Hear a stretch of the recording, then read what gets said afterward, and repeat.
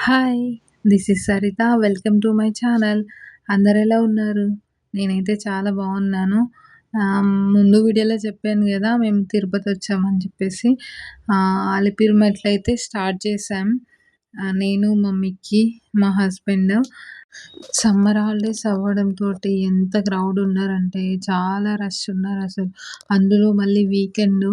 అసలు too much crowd ఉండే అసలు దర్శనానికి ఎంత టైం పడతదో అని అనుకున్నాను నేనైతే. మా మిక్కీ గూడా మాతో పాటు నడిచాడు. నిజంగా నాకనిపిచ్చిందసల ఆ వెంకటేశ్వర స్వామి వాడి తోడుండి నడిపిచ్చాడేమోనని జెప్పేసి. ఆహ్, మొత్తం మెట్లన్నీ వాడే ఎక్కాడసలు.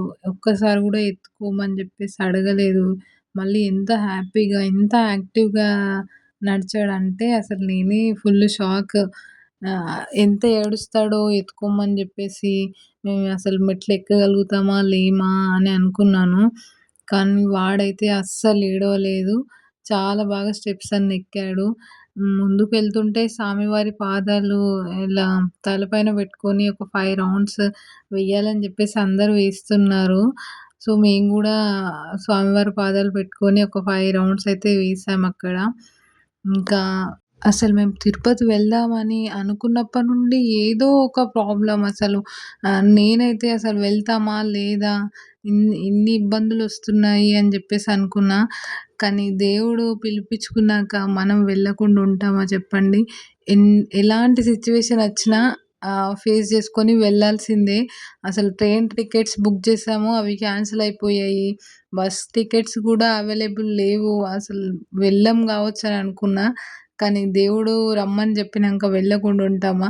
ఏదో రకంగా హెల్ప్ అయితే అయ్యింది. నాకైతే చాలా ఆహ్, అంటే ఈసారి వెళ్ళడం వల్ల ఇంకా ఎక్కువ నమ్మకం అనిపిచ్చింది నాకు దేవుడి మీద. ఇంకా వెళ్తుంటే మా మిక్కీ మధ్యలో ఐస్ క్రీమ్ కనిపిస్తే ఐస్ క్రీమ్ కొనివ్వమని అడిగాడు. వాడికి ఐస్ క్రీమ్ కొనిచ్చాము. ఇంకా అలా తినుకుంటూ మళ్ళీ ఎక్కడం స్టార్ట్ చేశాము.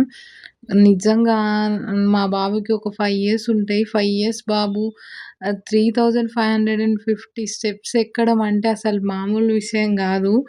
నాకైతే చాలా షాకింగ్ అనిపిస్తుంది ఇప్పటికి. స్వామివారే వాడిని అంటే ముందుకు నడిపిచ్చాడన్న ఫీలింగ్ గట్టిగా అనిపిచ్చిందసలు. వెళ్తుంటే ఏదో ఒక ఫుడ్ ఐటెమ్ తినుకుంటూ అలా వెళ్ళాం. ముందుకెళ్తే అక్కడ మ్యాంగోస్ ఉన్నాయి చూడండి. మీకు ఇలా తినడం ఎంతమందికి ఇష్టమో నాకు కామెంట్ చేయండి. నాకైతే చాలా ఇష్టం. మిక్కీకి పెట్టగానే వాడు పుల్లగా ఉండేసరికి ఇచ్చేసాడు వద్దని జెప్పేసి. నార్మల్ మ్యాంగోస్ అయితే తింటాడు. ఆ మ్యాంగోస్ అయితే తినడు వాడు. ఇంకా వెళ్తుంటే ఆంజనేయ స్వామి దర్శనం ఇస్తారు ఫస్టు. అక్కడ దండం బెట్టుకొని మళ్ళీ మూవ్ ఆన్ అయిపోయినాం. స్టార్ట్ అయిపోయినాం మేము. ఇంకా చాలా రష్ ఉండడం వల్ల రూమ్స్ గూడా దొరకలేదు. లాకర్స్ గూడా దొరకలేదనమాట. సో, చెప్పాను గదా ముందే మేము వెళ్తామో లేదో అని జెప్పేసి బుకింగ్ అయితే ఏం జేసుకోలేకుండే సడెన్‌గా అప్పటికప్పుడు అలా వెళ్ళిపోయామనమాట.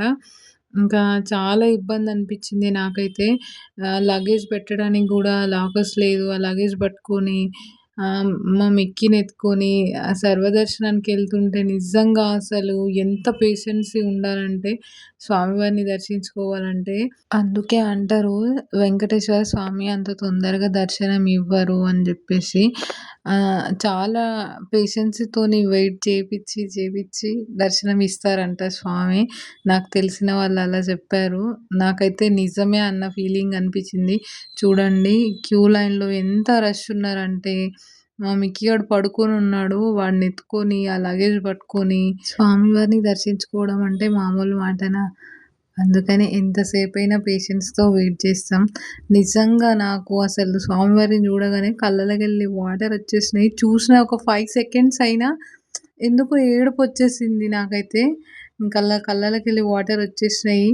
చాలా హ్యాపీగా అనిపిచ్చింది. నిజంగా ఎంతో పుణ్యం చేసుకుంటే గనక స్వామివారి దర్శనం దొరకదు. నా ఛానల్ ఫస్ట్ టైమ్ చూస్తే లైక్ చేయండి, షేర్ చేయండి, సబ్స్క్రైబ్ చేసుకోండి. Thank you for